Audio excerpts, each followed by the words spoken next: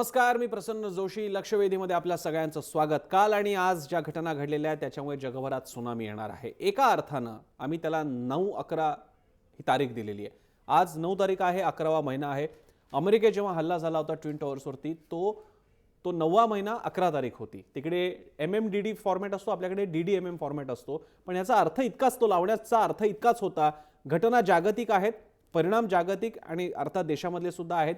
मोदींनी इथे 1000 आणि 500च्या नोटांवरती आणलेली बंधनं म्हणजे बंदी, आणि तिकडे अमेरिकेमध्ये ट्रम्प यांचं राष्ट्राध्यक्षपदी आता विराजमान होणं, जे आता औपचारिकता उरलेली आहे आणि त्याला आज तारीख ठरलेली आहे 9/11. हा फार महत्त्वाचा योगायोग आहे, कारण त्यामुळे देशाची, जगाची आर्थिक गणित समीकरणं आणि लागेबांधे सुद्धा वेगळे होणार आहेत. त्याबद्दल आपण बोलणार आहोत. कोणते मुद्दे घेऊन आपण हे चर्चा पुढे नेणार आहोत पाहूयात ग्राफिक्सच्या माध्यमातून. भारतात आणि जगात आर्थिक 9/11ची ही नांदी आहे का? ट्रम्पच्या निवडीनं जागतिक अर्थव्यवस्थेत मंदी येईल का? मोदींच्या 500,000च्या बंदीनं काळ्या पैशाला आळा बसेल का? घर, शिक्षण, बांधकाम, रोजगार यांना अच्छे दिन येतील का? कारण अशा जाहिराती आज आपल्याला दिसत आहेत पेपरमध्ये. आणि भारत आणि जग आर्थिक परिवर्तनाच्या उंबरठ्यावर आहेत का? जर का तुम्हाला सुद्धा या चर्चेत सहभागी व्हायचं असेल तर आमच्या ट्विटर हँडलवरती जाऊन आपण व्यक्त होऊ शकता. आपला प्रश्न आहे, 500,000च्या नोटांवरील बंदीनं अर्थव्यवस्थेत परिवर्तन होईल का, येईल का? जरूर व्यक्त व्हा. चर्चा सुरू करूयात. आपल्यासोबत मान्यवर आहेत. माझ्यासोबत आहेत विजय गोखले, अर्थतज्ञ, आपल्यासोबत इथे मुंबई स्टुडिओमध्ये आहेत. त्यांचं स्वागत. त्यांच्या शेजारी आहेत चंद्रशेखर वझे. चंद्रशेखर वझेही अर्थतज्ञ आहेत. आणि आपल्यासोबत आहेत आर्थिक, सामाजिक आणि राजकीय विषयांवरती लिहिणारे आणि आपल्या चर्चेत सहभागी होणारे हेमंत देसाईजी. हेमंत देसाईंचं सुद्धा चर्चेमध्ये स्वागत.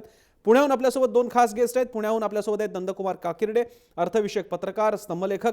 याशिवाय अनिकेत भावठाणकर, परराष्ट्र धोरणाचे अभ्यासक. आणि आपल्यासोबत असणार आहेत एक खास गेस्ट फोनद्वारे, डॉक्टर रमेश ठाकरे, वर्ल्ड बँकेचे माजी सल्लागार. आपल्या सगळ्यांचं स्वागत. मी देसाईंपासून सुरुवात करेन. आपल्याकडे आज भरपूर गेस्ट आहेत. 2 विषय आपल्याला टॅली करायचे, त्यामुळे माझी सगळ्यांना हात जोडून नम्र विनंती आहे की आपण जेवढे ब्रीफ राहाल तेवढं मला आपल्याकडे वेळोवेळी जास्त येता येईल. देसाईंपासून सुरुवात करूयात. देसाईजी, या 2 घटनांची सांगड तुम्ही कशा घालता आणि काय म्हणाल याबद्दल? म्हणजे ट्रम्प यांचा विजय होईल असं 1-2 जण सोडले तर कोणी अंदाज व्यक्त केलेला नव्हता. अमेरिकेतल्या एका महत्त्वाच्या अंदाज तज्ज्ञाने असा अंदाज मात्र व्यक्त केलेला होता. आता हा विजय झाल्यावरती काय होणार? ट्रम्प यांचं जे भाषण झालं ते भाषण अतिशय सॉफ्ट आणि नेमस्त आणि मवाळ भाषा त्यामध्ये आश्चर्यकारकरित्या बघायला मिळाली. आश्चर्य मी असं म्हणतो की सर्वसाधारण लोकांना वाटेल आश्चर्य. माणूस एकदा सत्तेवर बसला की त्याला थोडीशी सर्वसमावेशकता अशा प्रकारचीच बाळगायला लागते आणि त्याप्रमाणे त्यांनी ते भाषण केलं. आता याचा एक जागतिक राजकारणावरती काय परिणाम होणार आहे?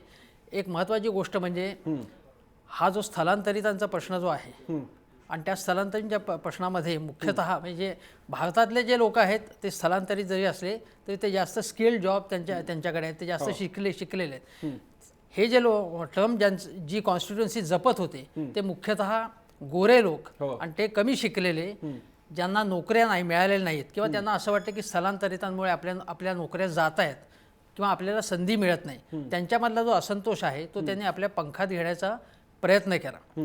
त्याशिवाय जर बघितलं की गेल्या 8 वर्षामध्ये ओबामांच्या काळामध्ये विकास दर वाढला आणि रोजगार सुद्धा वाढला.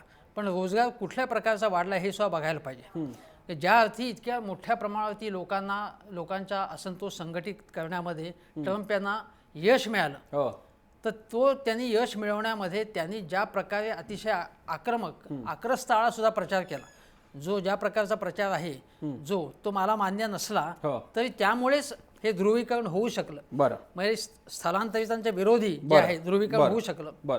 आणि आतापर्यंत ओबामांचा सगळा जो प्रवाह होता, जो आफ्रो एशियन्स असतील किंवा बाकीचे जे लोक, नाहिरे वर्ग जो संपूर्ण त्यांच्या बाजूने उभा होता, तो आता जो तथाकथित आहेरे वर्ग आहे पण त्यामध्येच जो नाहिरे वर्ग आहे तो आता ट्रम्प यांच्या बाजूने उभा राहिलेला आहे. आणि याच्यानंतर जगाचं राजकारण जे आहे ते मुख्यतः उजवीकडे सरकण्याची सुद्धा शक्यता आहे, कारण उजव्या विचारसरणीचं प्रतिनिधित्व ते करतात.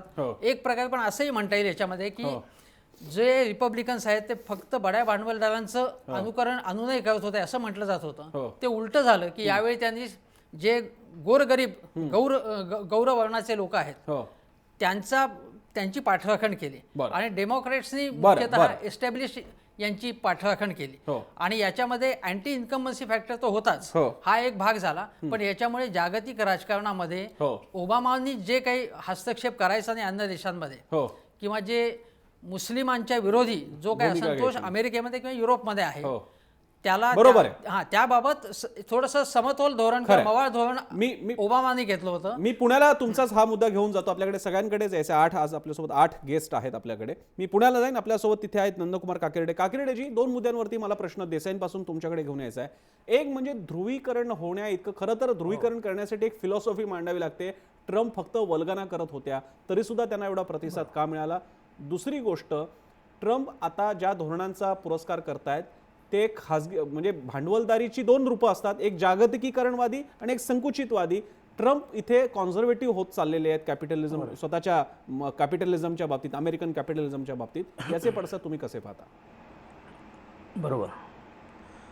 मुळामध्ये 2 गोष्टी लक्षात घेतल्या पाहिजेत. हो. की ट्रम्प आणि हिलरी यांच्यामध्ये भारतीय जे आहेत, अमेरिकेमध्ये असलेले भारतीय, हो, यांचा ओढा कोणाकडे होता याचा जर थोडासा अभ्यास केला तर काही काळ असं म्हणलं जात होतं की तिथे ट्रम्प यांच्याकडे जास्त ओढा होता. बरं. आपल्याला लक्षात येईल की जगातला दहशतवाद हा दहशतवादाच्या विरोधात ट्रम्प अनेक वेळा बोलत होते आणि भारतालाही या दहशतवादाचं अनेक वेळा आपल्याला भोगावं लागलेलं आहे. तर कदाचित त्यांचं जे ध्रुवीकरण त्याच्यामध्ये जे होणार होतं त्याच्यामध्ये शत्रूचा शत्रू तो आपला मित्र या नात्यानं कदाचित ट्रम्प यांच्या मागे तिथले भारतीय मोठ्या प्रमाणावर उभे राहिले हे आपल्याला मान्य केलं पाहिजे. कारण भारतीय जे तिथं राहिले त्यातल्या सगळ्या लोकांनी जवळजवळ ट्रम्प यांच्या मागेच उभं राहिलेले आहेत. आणि हिलरी क्लिंटनचं जरी भारताशी संबंध चांगले होते बिल क्लिंटनच्या ह्याच्यामुळे, तरी सुद्धा असं प्रामाणिकपणे वाटतंय की शेवटच्या क्षणी ही सगळी मंडळी डोनाल्ड ट्रम्प यांच्याकडे गेलेली आहेत. बरं. आणि तसं बघायला गेलं तर डोनाल्ड ट्रम्प यांची भारताशी व्यावसायिक सुद्धा संबंध आहेत. आज म्हणजे तुम्ही जर बघितलं तर अनेक वेळा पुण्यामध्ये सारख्या ठिकाणी आणि अनेक व्यवसायामध्ये डोनाल्ड ट्रम्प यांच्या उद्योगाची गुंतवणूक केलेली आहे. त्यामुळे या 2 गोष्टींचं साधारणपणे आपल्याला नवीन आहे, जरी हा धक्कादायक असेल तरी पण 4-5 महिन्यापूर्वी असं वाटत होतं की डोनाल्ड ट्रम्प हे कदाचित भारताच्या फेवरमध्ये राहतील आणि आपल्याला त्याचा उपयुक्त होऊ ठरू शकतील असं त्यावेळेला काही वेळा वाटत होतं. मला वाटतं ह्याच्यातनं त्या भारत आणि अमेरिकेच्या संबंधामध्ये कदाचित चांगला पर्याय येऊ शकेल आणि दहशतवादाला दोघांनी एकत्र येणं हे त्याची एक नांदी असेल असं वाटतं. बरं, मी अनिकेत भावठणकरांकडे जाईन. अनिकेत, आपण हा लँडस्केप जर का सगळ्या जगाचा जिओपॉलिटिकल लँडस्केप बघितला, America, Russia, China, India, Trump, Putin, Xi Jinping, Modi, authoritarian leaders, मोठा लँड मास आहे, पॉप्युलेशन आहे, मोठी इकॉनॉमी आहे, अशा सगळ्या 4 प्रमुख निकष जे सगळ्यांमध्ये समान आहेत असे हे लीडर्स आहेत. आपण एका वेगळ्या 4 ध्रुवीय जगाकडे चाललोय का? आणि जर का ते 4 ध्रुवीय जग असेल तर त्याची मांडणी कशी असणार आहे, त्याचं सोशिओ पॉलिटिकल इकॉनॉमिकल अँगल कसे असतील? याविषयी मला थोडं वेगळं मत व्यक्त करावं वाटतं. कारण ट्रम्प यांनी चीनविषयी जे मत मांडलं होतं ते आर्थिक आघाडीवर जास्त होतं आणि स्ट्रॅटेजिक स्पेसमध्ये त्यांनी चीनविषयी कोणतीही भूमिका घेतली नव्हती. परंतु त्याच ठिकाणी त्यांनी पुतीन यांचा खूप गौरव केला होता आणि त्यासोबत मोदी यांचा पण ग्रेट लीडर म्हणून उल्लेख केला होता. पण जर अमेरिका रशियाच्या सोबत गेली आणि रशियाचे काही सध्या प्रॉब्लेम्स असल्यामुळे रशिया चीनच्या सोबत आहे, त्यामुळे कुठे तरी जाऊन डोनाल्ड ट्रम्प यांना शी जिनपिंग यांची मतं मान्य करावी लागली तर G2 अशी म्हणजे ग्रुप ऑफ 2 असा आशियामध्ये निर्माण होऊन भारताला स्वतःचं स्पेस राखण्याचा जो आव्हान आहे ते निर्माण होण्याची खूप मोठी शक्यता आहे. कारण तो मुद्दा तिथे आपल्याला पाहावा लागेल. कारण रशियाचे पुतीन, शी जिनपिंग आणि ट्रम्प एकत्र येऊ शकतात किंवा पुतीन, ट्रम्प आणि मोदी असे एकत्र येऊ शकतात. कारण भारत आणि चीन यांचे संबंध कसे हे करायचं हे फार वेगळं हे असेल आव्हान असेल. कारण चीनची जी भूमिका आहे ती बहुध्रुवीय जग मात्र एकध्रुवीय आशिया आहे. त्यामुळे त्या ठिकाणी भारताला कितपत स्थान असेल हे मोठं आव्हान मोदींपुढे असेल आणि त्यामुळेच ते ट्रम्प सोबत त्यांची जी पर्सनल केमिस्ट्री सर्व लीडर सोबत असते जागतिक स्तरावर ती ते ट्रम्प सोबत कशी करतात हे पाहावं लागेल. अर्थात हिलरी क्लिंटन आले असते तर मोदींना थोडंसं ते अवघड झालं असतं. परंतु आता उजव्या विचारसरणीचे असल्यामुळे डोनाल्ड ट्रम्प यांच्यासोबत पर्सनल केमिस्ट्री करणं त्यांना सोपं आहे. त्यामुळे 4 लीडर एकत्र येतात. पुतीन, मोदी आणि ट्रम्प हे तीन एकत्र येतात हे पाहावं लागेल. ठीक आहे, मी आता इथे मुंबई स्टुडिओतल्या सगळ्या गेस्टकडे जाईन. मी चंद्रकांत अनगोळकरांपासून सुरुवात करेन. अर्थतज्ञ आहेत आपल्यासोबत अनगोळकरजी. ट्रम्प यांची आर्थिक नीती ही कॉन्झर्वेटिव्ह असणार आहे, म्हणजे काही बाबतीत तरी, किमान रोजगाराच्या बाबतीत, इन्व्हेस्टमेंटच्या बाबतीत. चीनमध्ये उद्योग नको, अमेरिकेत हवे, आउटसोर्स करायला बाकीच्या देशात जायला नको, रोजगार आपल्याच देशात हवेत, ही त्यांची भूमिका आहे. हा कॉन्झर्वेटिव्ह कॅपिटलिझम ट्रम्प यांचा जर का ते राबवणार असतील पुढची 4 वर्ष, तर जगासाठी आणि with special reference to Bharat काय परिणाम तुम्हाला वाटतात? आत्ताच्या लीडरने सांगितलं, वक्त्याने सांगितल्याप्रमाणे त्याचा भारताला फायदाच होईल असं वाटतंय. कारण त्याने दहशतवादाचा जो मुख्य मुद्दा आहे तो ट्रम्पना सतत जाणवतोय, तोच भारतालाही जाणवतोय. त्यामुळे त्यांचा विजय हा खरं भारताच्या दृष्टीने एक चांगली बाब म्हणता येईल.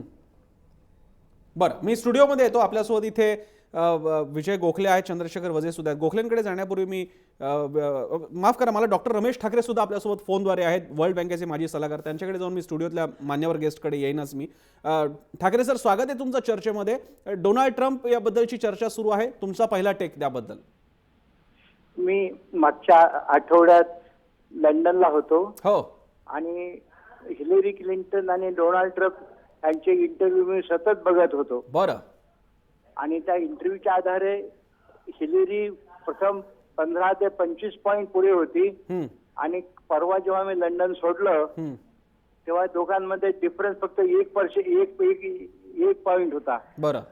आणि मला तेव्हा डाऊट आला. आणि हिंदू मंदिरामध्ये ट्रम्पचे मुलं सुना जात होत्या आणि हिंदूचं इथं प्रचंड लाखो लोकांचं मतदान हे ट्रम्पच्या फेवरमध्ये जाईल असं वाटत होतं. आणि जसं क्रिकेटच्या मॅच मध्ये ऑक्टोपस रिझल्ट देत होते, तिथे माकडाने आणि इतर ॲनिमलने ट्रम्पला जेव्हा फेवर दिला तेव्हा असं वाटलं बहुतेक ट्रम्प कार्ड सारखं मोदी सारखा अननोन माणूस जसं भारतामध्ये रूल करतो तसं ट्रम्पला सुद्धा अशी विक्टरी मिळाली की जी लोकांनी प्रेडिक्ट केली नव्हती. पण बहुतेक हिलरीच्या इन्क्युबेशन पर्यंत एंटाय इन्क्युबेशन फॅक्टर मागच्या 10-15 वर्षाचा डेमोक्रॅटिक रूल आणि हिलरीचं बरेच वर्ष पॉलिटिक्स मध्ये राहणं ते तिच्या विरुद्ध गेलेलं आहे. बरं. आणि हिलरीचं प्रो पाकिस्तानी स्टेटमेंट आणि एंटाय मोदी स्टेटमेंट, मोदींना व्हिसा न देण्यामध्ये हिचा रोल होता असं जाहीर झालं. त्यामुळे इंडियातले इंडियन व्होटर प्रामुख्याने ट्रम्पच्या मागे लागले. बरं. आणि यामध्ये मी यांची लाईव्ह टेलिकास्ट मी लंडनला बघत होतो. बरं. तेव्हा मला कुठेतरी वाटत होतं, अमेरिकन मीडियाशी माझा डीनशी कॉन्टॅक्ट हुआ मीडियाशी. बरं. ते म्हणाले Hillary will come but anything can happen. बरं. परंतु anything has happen now. It exactly happen just like it happen in India. From chaiwala to prime minister आणि इथे हॉटेलमॅन आणि एव्हरीथिंग बिकेम. आणि अमेरिकेला डॉक्टरेट केलेलं आहे बरेच 50 वर्ष आधी. आणि माझा अनुभव आहे अमेरिकन लोकांना वुमन बॉस आवडत नाही. बरं, इंटरेस्टिंग मुद्दा आहे. आणि आणि मला तो सुद्धा वाटला का जरी ब्लॅक वुमनने जरी हिलरीला पाठिंबा दिला असेल तर बहुतांश व्हाईट वुमननी आणि व्हाईट मेननी यांचा हिलरीच व्होट केला असावं. बरं.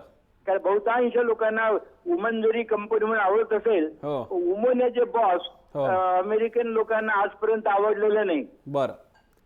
ठाकरेजी, तुम्ही आमच्यासोबत राहाच, तुम्ही आमच्यासोबत राहाच. आपण सविस्तर येणारच आहोत, आपल्याकडे वेळ आहे. पण ठाकरेंनी फार महत्त्वाचा मुद्दा मांडला. तरी ते नशिबानंच म्हणायचे, त्यांना फक्त काळे आणि गोरे यांच्यातलं राजकारण बघावं लागतं. भारतात असते तर त्यांना नॉर्थ साऊथ आणि जातींची राजकारणांमध्ये त्यांची डोकी फिरली असते. हरकत नाही. मी इथे पुन्हा एकदा मी आता चंद्रशेखर वझेंकडे येईन. चंद्रशेखर वझेजी, इमिजिएटली जर का बघायचं झालं तर अमेरिका अशी कॉन्झर्वेटिव्ह होणार असेल डोनाल्ड ट्रम्प यांच्या म्हणण्यानुसार, तर अमेरिका एकीकडे ती युद्धखोर होईल असं सुद्धा म्हटलं जाते. जॉर्ज बुश यांचं धोरणं वेगळ्या प्रकारे कदाचित ट्रम्प राबवतील. युद्धखोर झाली की त्यांच्या कंपन्यांना फायदा होतो, पण जगामध्ये अनागोंदी माजते आणि त्याचा फटका, आर्थिक फटका विकसनशील देशांना बसतो. या आघाडीवरती तुम्ही कसं इव्हॅल्युएट करा?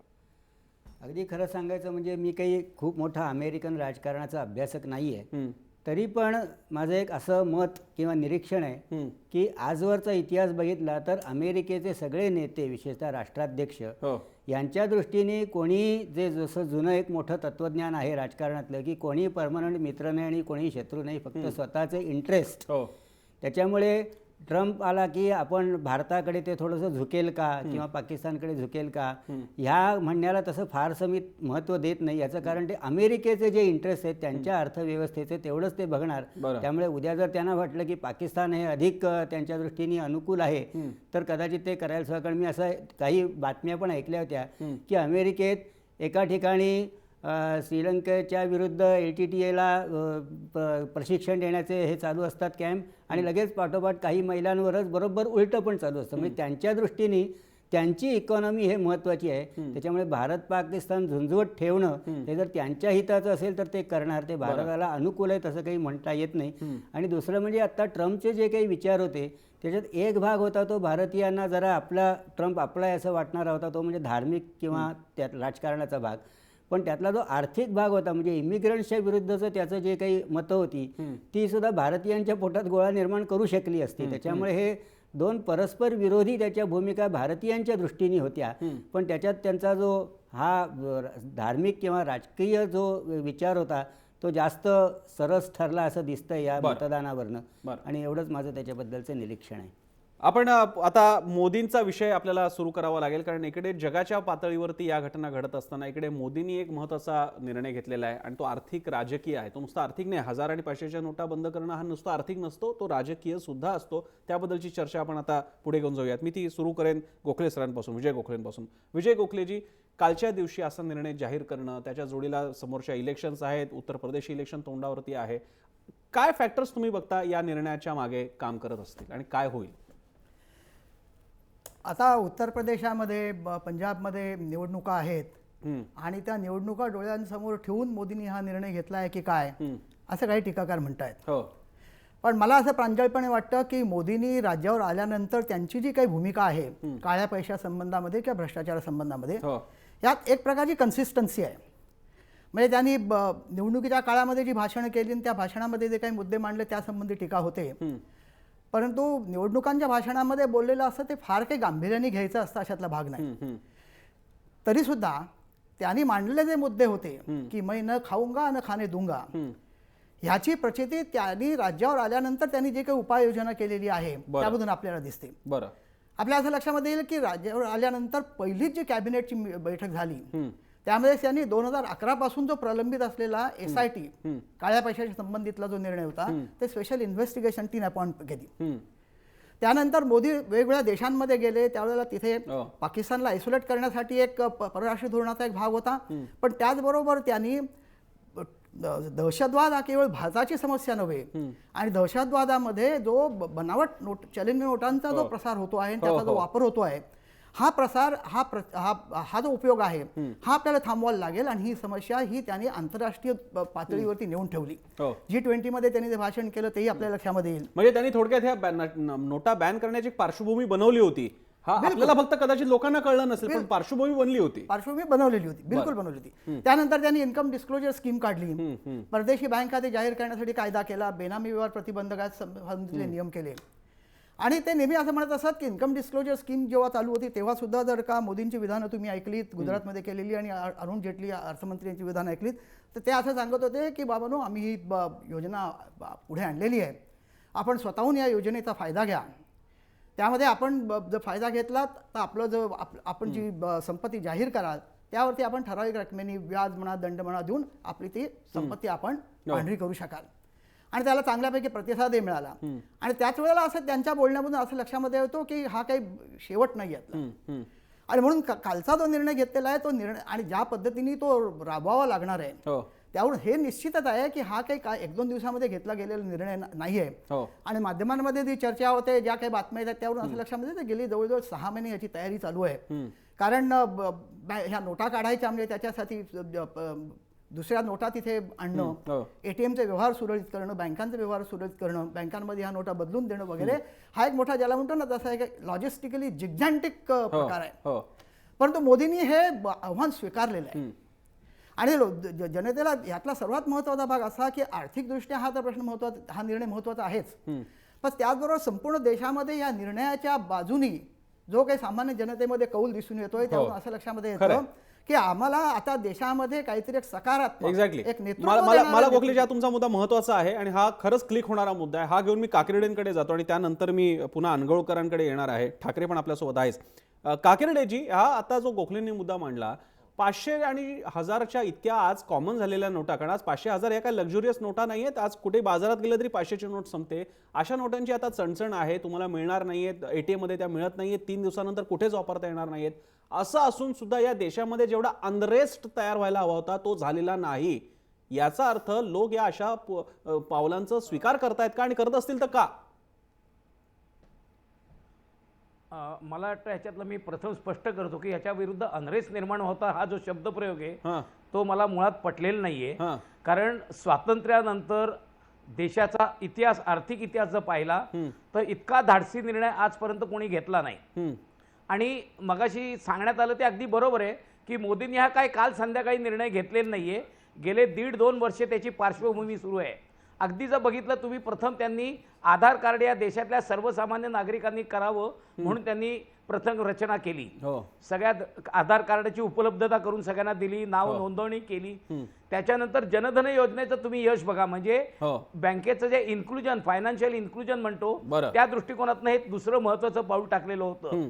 आणि याच्याबरोबरच त्यांनी जे काही कायदे आणलेत मध्यंतरीच्या काळामध्ये, 2 कायदे, एक आहे बेनामी ट्रान्झॅक्शनचा, आणि सगळ्यात महत्त्वाचा आहे की एखाद्या व्यक्तीनं जर परदेशामध्ये काही रिअल इस्टेट किंवा काही इन्कम केलं तर त्याच्या संदर्भात असलेला जो प्रतिबंधात्मक कायदा आहे, ज्याचं बिल संसदेमध्ये पास झालेलं आहे, आणि आता जो बेनामी ट्रान्झॅक्शनचा विषय आहे त्याच्या संदर्भात केल्यानंतर आपल्याला जर लक्षात आलं असेल तर ज्या दिवशी हे डिस्क्लोजर इन्कमची योजना संपली 30 तारखेला, 30 सप्टेंबरला, त्या दिवशी मोदींचं भाषण काढून बघा. मोदींच्या भाषणामध्ये त्यांनी असं म्हणलं, आम्ही तुम्हाला संधी दिलेली आहे आणि ज्यांनी याचा लाभ घेतला नाहीये, परंतु ज्यांच्याकडे काळा पैसा आहे त्यांना आता कठोर उपाययोजनांना सामोरं जावं लागेल. बरं, हा जो त्यांचा इशारा होता हा माझ्या कल्पनेप्रमाणे गेल्या 1.5-2 महिन्यापेक्षा जास्त काळ 500 आणि 1000च्या नोटा रद्द करण्याच्या दृष्टिकोनानं टाकलेलं पाऊल होतं. बरं. आणि याच्यात एक गोष्ट लक्षात होऊ शकते की आजही जे आता बाजारामध्ये दिसतंय, रस्त्यांवर दिसतंय, असं व्हायची काही गरज नाहीये. तुम्हाला लक्षात येईल की प्रसन्न, एक गोष्ट लक्षात आहे की आजही आपल्याला 30 डिसेंबर पर्यंत पैसे भरायला मुदत आहे. आज सगळ्या व्यापाऱ्यांनी किंवा दुकानदारांनी कुणीही हे पैसे घेतले तर हे पैसे त्यांच्या अधिकृत व्यवहारातले, त्यांना ते बँकेत भरायला परवानगी आहे. बरं. त्यामुळे पैसे कुणी नाकारू नयेत. अगदी छोटा दुकानदार असला किंवा छोटा भाजीवाली असली आणि त्यांचं जर खातं बँकेत असेल त्या सगळ्यांनी ते पैसे सरळ घ्यावेत. बरं. आणि पुढच्या 1-1.5 महिन्यामध्ये ते बँकेत भरावेत. बरं. याला खरं का होत नाहीये मला कळत नाहीये. लोक नाकारतायत का? पेट्रोल पंप असो नाही तर कुठलाही व्यापार असो, त्यांनी ते सरळ पैसे घ्यावेत आणि तुम्हाला 1.5 महिना ते भरायचेत. भरण्याला कुठेही बंदी नाहीये, बंदी आहे ती काढण्याला आहे. बरं. कदाचित त्याची मुदतही वाढू शकेल, म्हणजे 4,000 पर्यंत काढायचे ते. त्यामुळे मी इकडे एक मुद्दा अनिकेतकडे घेऊन जाणार आहे. अनिकेत, काल मोदींचं भाषण ज्यावेळी या विषयावरचं सुरू झालं त्यांनी संदर्भ दिले होते इंटरनॅशनल टेररिझम, त्यांनी नाव न घेता शेजारच्या देशाकडनं एक्सपोर्ट होणारा टेररिझम, त्यांना होणारं फंडिंग, कॅशमधलं फंडिंग आणि बाकीच्या स्वरूपातलं हवाला रॅकेटमधलं फंडिंग. एक असा स्कूल ऑफ थॉट आहे, एक असा विचार आहे की 500 आणि 1000च्या नोटांची क्वांटम भारतामध्ये इतका प्रचंड झाला होता की प्रामुख्यानं तो ब्लॅक मनी नव्हे, हा असा छापलेला, गैरप्रकारे छापलेला 500 आणि 1000 नोटांचा क्वांटम एवढा मोठा झाला होता की तो आवाक्याबाहेर गेला होता आणि त्याला एका रात्रीत रिडंडंट करण्यासाठी एकच पर्याय होता, तो म्हणजे नव्या नोटा, आणि म्हणून हा निर्णय राबवलाय. काय मत आहे तुझं? अगदी बरोबर, मला हे योग्य वाटतं. म्हणजे आपले जे शेजारी देश आहेत, पाकिस्तान मुख्यतः, तिथून हा सोर्स आहे. परंतु पाकिस्तान, आपल्या शेजारी बाकीचे जे देश आहेत, बांगलादेश असेल, नेपाळ, त्यांच्या मार्गे हा पैसा भारतात वळवतो आणि तो जो क्वांटम आहे त्याचा, तुम्ही म्हणाल तो भारतीय इकॉनॉमीच्या ज्या चलनी नोटा आहेत त्यापेक्षा पण जास्त वाढलेला होता. विशेषतः बंगालचा जो, पश्चिम बंगालचा जो रिजन आहे तिथे पण हे आपल्याला जाणवलेलं होतं. त्यामुळे हे अशा प्रकारचा निर्णय घेऊन एक प्रकारचं सर्जिकल स्ट्राईकच वेगळ्या प्रकारे केलं असं म्हणता येईल निश्चितच. बरं, मी ठाकरेंकडे जाईन आणि त्यानंतर अनगोळकरांकडे.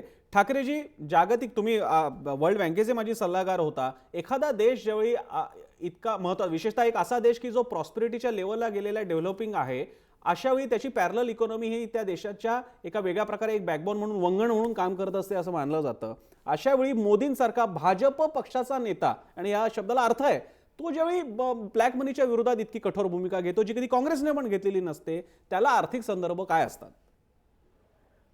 मोदींनी निवडून येणं जसा हा चमत्कार होता, तसंच 9/11च्या 5 घंटे आधी मोदींनी हा दुसरा चमत्कारच केलेला आहे. बरं, म्हणजे मला तर असं वाटतं 9/11 प्रेसिडेंट इलेक्शन अमेरिका त्याचा हा कोइन्सिडन्स आहे. म्हणजे जागतिक धक्का जसा अमेरिकेला बसला तसाच हा इंडियाला सुद्धा एक धक्का आहे, पण हा चांगला धक्का आहे. बरं, सर्वसामान्य माणसांकरता हा एक चांगला धक्का आहे, कारण करोडो रुपयाचा ब्लॅक मनी जेव्हा मार्केटमधून आउट होईल तेव्हा प्राइसेस वगैरे कंट्रोलमध्ये येतील आणि भारताची जीडीपी काही काळाकरता तरी वाढेल. बरं, आणि मोदींना याचा अभ्यास होता, मोदींना मिळालेले ऍडव्हायसर आणि मोदींचा जागतिक लेवलचा अभ्यास याला कारणीभूत आहे.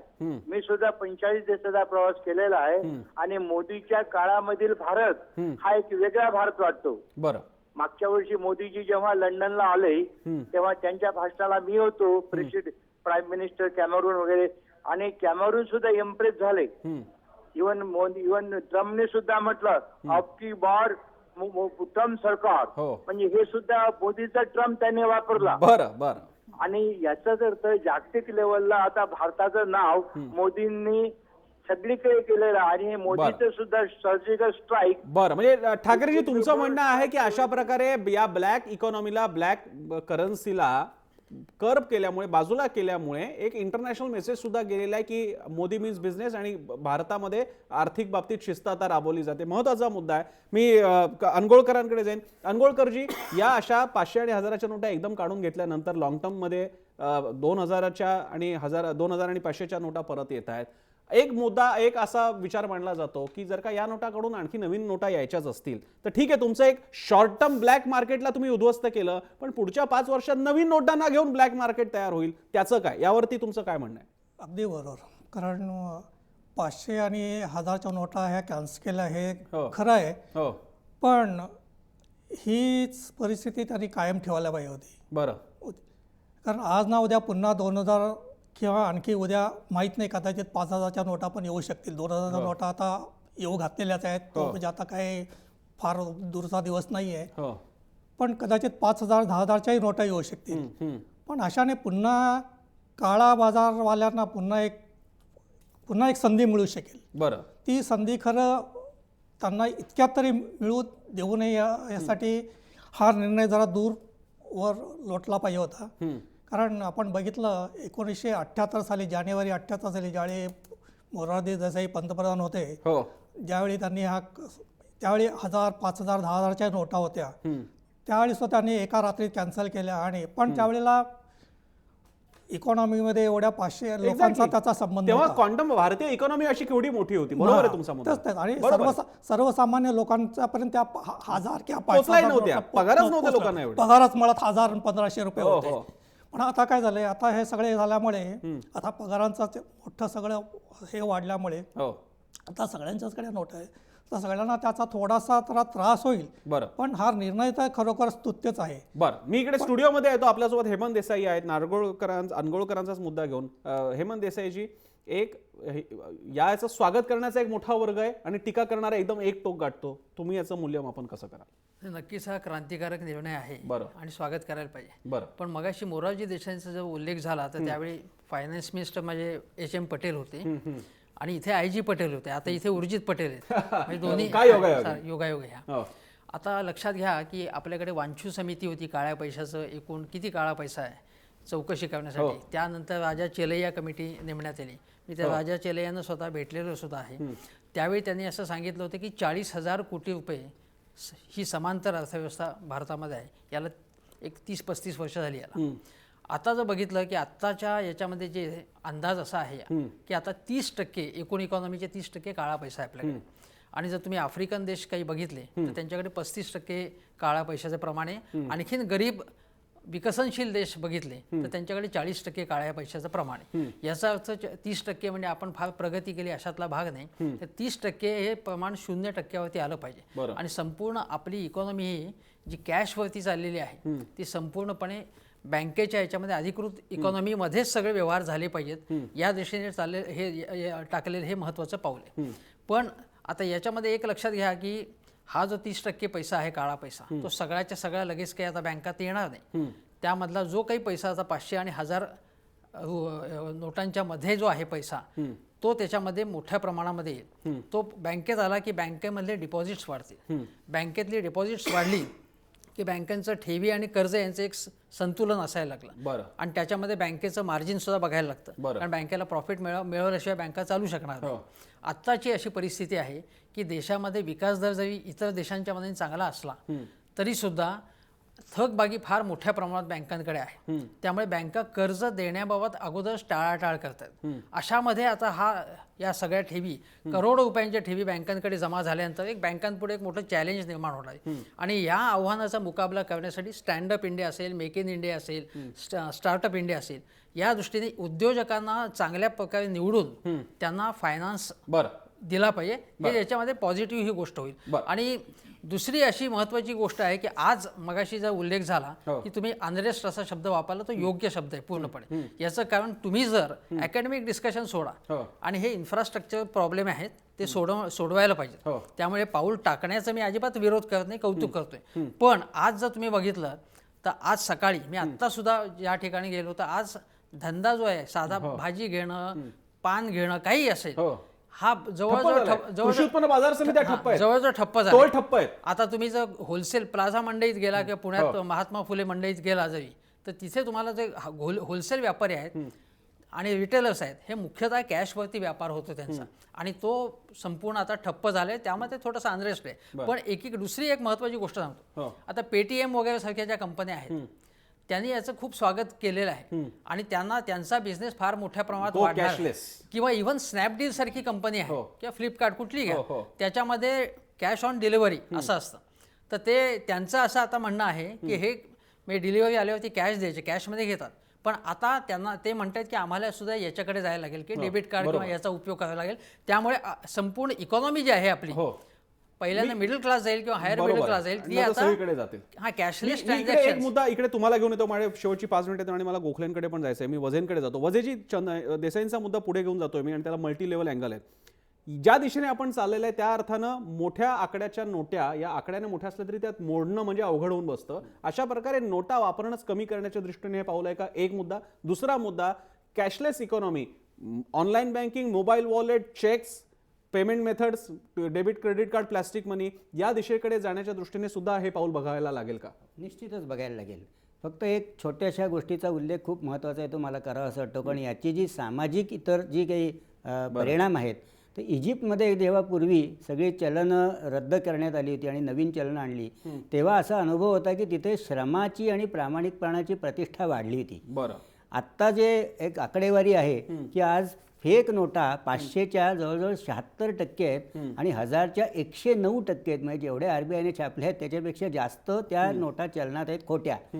तर या सगळ्या पार्श्वभूमीवर बघितलं आणि जेव्हा 2000च्या नोटांविषयी विषय निघाला की ह्या मग 2000चे आणून काय उपयोग, तर माझ्या माहितीप्रमाणे त्या 2000च्या नोटांमध्ये काहीतरी GPS सारखी त्यांनी एक यंत्रणा त्याबद्दल मतमतांतर आहेत. हो आहे बरोबर.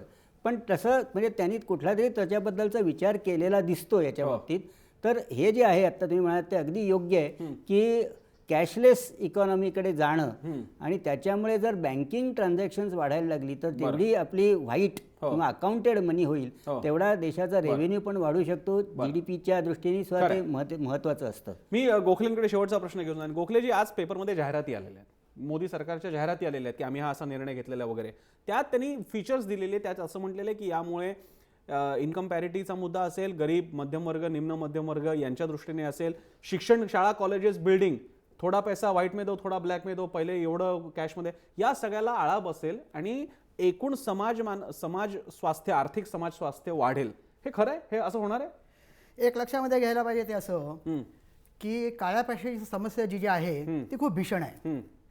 त्यामुळे केवळ ह्या नोटा रद्द केल्या, चलनातून काढून घेतल्या, म्हणजे संपूर्णपणे काळ्या पैशाला आळा बसेल अशातला काही भाग नाही. कारण नोटा काढून घेतल्या, कॉलेजच्या ऍडमिशनसाठी एक 70-80 लाख मला कॅश द्यायचे ब्लॅक मध्ये, तर मी देणार की नाही, यापुढे मला देता येणार की नाही, तो ऑप्शन माझा बंद झालाय का खात्रीपूर्वक? तो काही अंशी बंद झालेला आहे. त्याचं कारण असं की मोदींच्या ह्या निर्णयाने त्यांनी सर्वसामान्य जनतेच्या मनामध्ये सुद्धा आणि जे काळे धंदेवाले करणारे लोक असतात त्यांच्या मनामध्ये फिअर ऑफ गॉड ज्याला आपण म्हणतो तशी एक प्रकारची भीती निर्माण केलेली आहे. कारण असं त्यांच्या लक्षामध्ये आलेलं आहे की हे सरकारी धाडसी निर्णय घ्यायला मागे पुढे पाहत नाही, आणि म्हणून आज जशा 500,000च्या नोटा त्यांनी रद्द केल्या तसे उद्या वेळ आल्यानंतर ते 2,000च्या नोटा सुद्धा रद्द करू शकतील.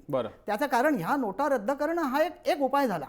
हा एक जरूर कुठाराघात केलेला आहे काळ्या पैशाच्या याच्यावरती, समस्येवरती, पण केवळ ह्या उपायाने ते थांबेल असं नाही. दुसरी गोष्ट अशी आहे की त्यानंतर पुन्हा आजार बळावेल. जसं आपण आजारामध्ये काय औषधं घेतो, आपल्याला बरं वाटतं, काही काळानंतर तो पुन्हा आजार, तो पुन्हा आपण औषधं घेतो. म्हणजे उद्या असं कोणीच म्हणत नाहीये, सरकारही म्हणत नाहीये की यानंतर काळा पैसा निर्माण होणारच नाही अशातला भाग नाही. कारण नेहमी जी चोर मंडळी असतात ती नेहमी पोलिसांच्या 2 पावलं पुढे असतात. त्यामुळे काही ना काही क्लुप्त्याकडून ते होईल.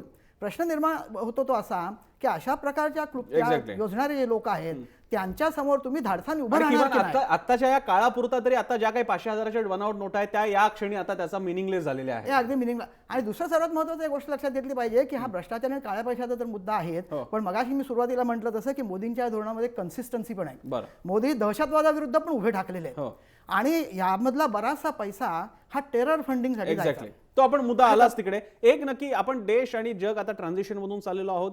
भारतासाठी 500,000ची नोट जाणं आणि एक फार मोठा चंक पैशाचा आता पूर्ण कचरा बनणार आहे, एक पूर्ण नवीन करन्सी आपल्याला घेऊन पुढे जावं लागणार आहे. याच्यामुळे काळ्या पैशावरती आळा बसणार आहे. हा झाला आपल्यासाठीचा परिणाम. पण भारतीय ज्या जगाचा पार्ट आहे त्या जगाच्या प्रमुख सत्तेच्या वरती एक माणूस असा आलेला आहे ट्रम्प की जो कॉन्झर्वेटिव्ह आहे, ज्याचे महत्वाकांक्षा वेगळ्या आहेत, ज्याच्याबद्दल फार वेगळं काही बोललं जात आहे, आणि तो एक्सपॅन्शनिस्ट सुद्धा आहे त्याच्या महत्वाकांक्षांच्या बाबतीत. Let's make America great again. आणि अमेरिका ग्रेट म्हणजे अर्थातच वसाहतवादाचा उदयपण आहे. या जगामध्ये भारताचं स्थान काय, त्याचा धांडोळा घेण्यासाठी आपला हा आज चर्चेचा प्रयत्न होता, छोटासा प्रयत्न होता. आणि त्याला आपल्याला रमेश ठाकरे, विजय गोखले, चंद्रशेखर वजे, चंद्रकांत अनगोळकर, नंदकुमार काकिर्डे, अनिकेत भावठणकर आणि हेमंत देसाई, आपण सगळ्यांनी वेळ दिला. सगळ्यांचे आभार. चर्चेच्या शेवटी लोकांना आपण विचारलं होतं त्यांना काय वाटतं या नोटांच्या निर्णयाबद्दल. आपला प्रश्न होता 500,000च्या नोटांवरील बंदीनं अर्थव्यवस्थेत परिवर्तन होईल का? आपण बघूयात स्क्रीनवरती लोकांनी काय प्रतिक्रिया दिली आहे. 93% लोक 83% लोक म्हणतात की असं परिवर्तन होईल. खरंच एक आश्चर्य, लोकांना त्रास होतात पण तरी सुद्धा लोक प्रतिसाद मात्र देतात या योजनेला. याची दखल सगळ्यांनी घ्यावी लागेल, परिवर्तनवाद्यांना सुद्धा. चर्चेमध्ये आपण इथेच थांबणार आहोत. जय महाराष्ट्र.